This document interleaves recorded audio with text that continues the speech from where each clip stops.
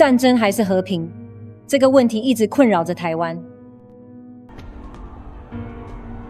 我是王明芳，现任台北市市长。这次代表民主党参选新一任总统。那一天，我和我的先生杨教授一起前往投票所。原本一切看起来很平静，媒体照例围上来，可随护装又如的神情让我瞬间警觉。他的目光死死盯着一个背着包的男子。下一秒，爆炸声撕裂空气，尘土、碎片和尖叫声混在一起，整个场景像是一场噩梦。20多名无辜的民众倒在地上，鲜血把地砖染成斑驳的红色。我逼自己镇定，即使心中翻涌着愤怒与恐惧，我仍挺直脊背，因为所有镜头都对着我，而我知道现在比任何时候都更需要冷静。身为总统候选人，我第一时间想到的不只是受伤的民众，更是这场袭击背后必然隐藏的政治意图。太精准，太及时，正好在选举日，正好出现在我现身的地方。直觉告诉我，这绝非偶然。紧急会议接踵而至，大厅内、会场里的空气比爆炸后的废墟还要令人窒息。我坐在会议桌前，提议立即暂停总统大选，以保障民众安全，避免民众在恐慌中投票。距离投票结束还有7个小时，这7个小时随时都有可能有人在受伤死亡。我们不能让民众冒着风险去投票啊！但其他党派则坚称此举将破坏选举的公平性，说这是对民主的践踏。我反对。现在各地都在投票了，突然喊停会影响选举结果，还有选举的公平性。是不是让我先研究一下法规？但是现在如果贸然就停止选举的话，恐怕会有违宪之虞。你是要民众拼死投票吗？王市长，民众的生命安全与选举的正义性摆在眼前，我坐在那里，感受到四面八方的目光都压在我身上。安全和程序本该同等重要，可眼前的局势逼迫我必须在两者之间做选择。我的脑子里一遍遍闪过受伤选民的身影，我不愿再有人流血，可若全面停投，选举的正当性将毁于一旦。我最终做出妥协，台北市暂停投票2小时，并加开邻近县市投票所，这是我能给出的唯一平衡。爆炸案对我的选票产生了影响，对手宋从人的支持率因爆炸骤然拉近，胜负几乎悬于一线。好在当晚结果揭晓，我以微弱优势胜选。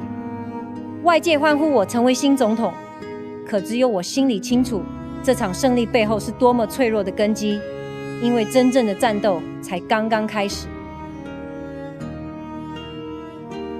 政权交接还没完成，中国东南沿海的军演就骤然升级，军机军舰逼近台海，新闻铺天盖地，岛内民心浮动。我盯着那些影像，心里涌上一股深深的无力感。身为母亲，我担心家人安危；身为总统，我更担心年轻士兵会因此受伤，甚至牺牲。内阁名单的拟定成了另一场拉锯战。许博文这位民主党主席，凭着老辣手腕步步紧逼，他竟然自己拟定内阁名单，还打算亲自出任阁揆，几乎赤裸裸告诉我不答应，他就动摇我的政权。我坐在谈判桌前，看着他自信满满的表情，心里既愤怒又迟疑。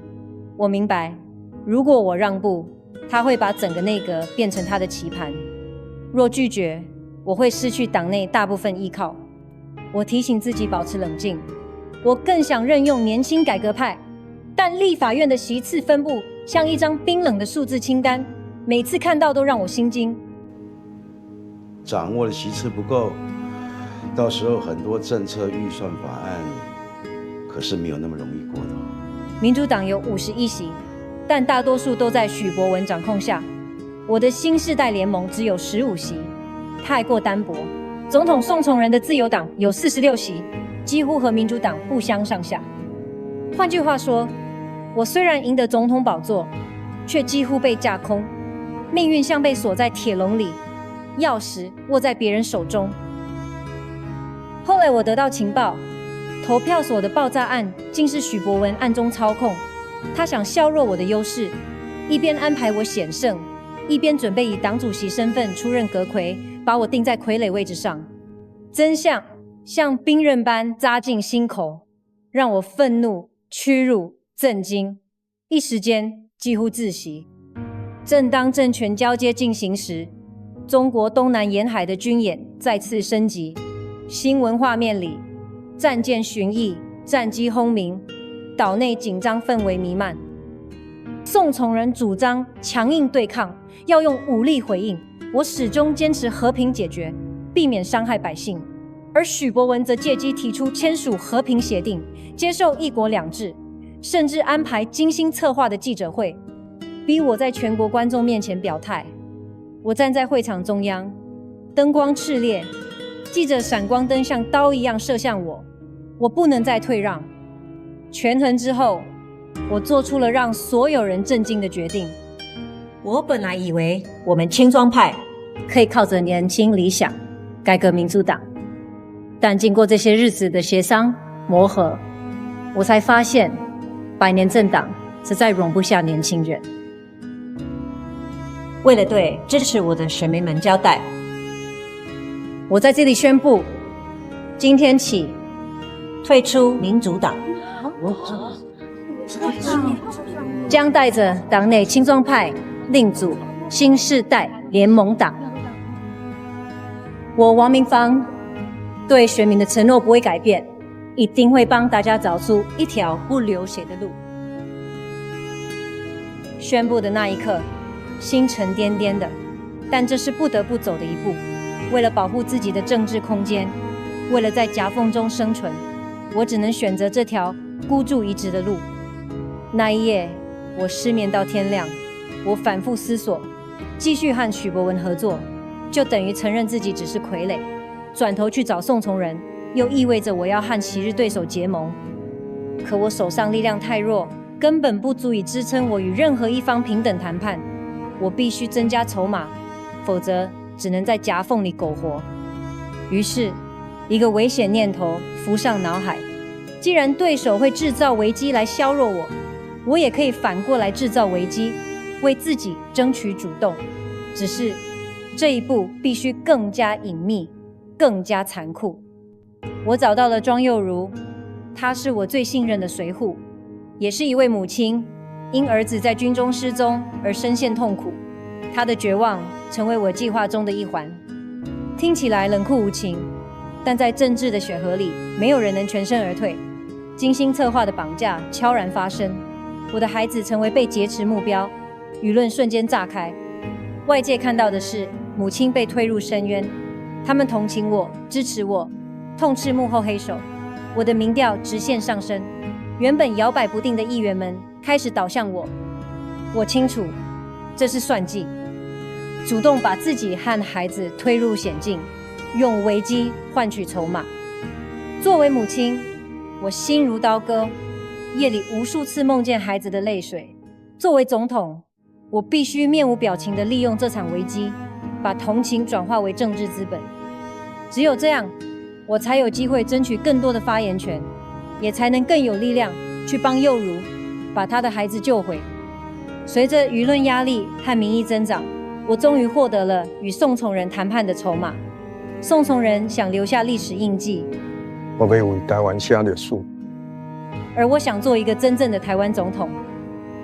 我想要做一个真正的台湾总统。我提名他为阁揆，换取自由党的支持。许多人说我妥协了，但他们看不到，在这场权力博弈中，我终于不再是任人摆布的棋子，而是能决定棋局的人。这一决定看似妥协，实则是主动掌握局势的关键。我知道，每一步都必须精准，否则付出的代价将惨重。我不是完美政治家，也不是无懈可击的母亲，我只是一个在风暴中艰难前行的人。每一步都充满矛盾与危险，但正是这些艰难，让我在政治荒原上生存，也让我明白，责任与坚持有时候比胜利更重要。未来的路仍然充满挑战，但只要我还在呼吸，我就必须走下去，带着责任继续守护这片土地上的人民。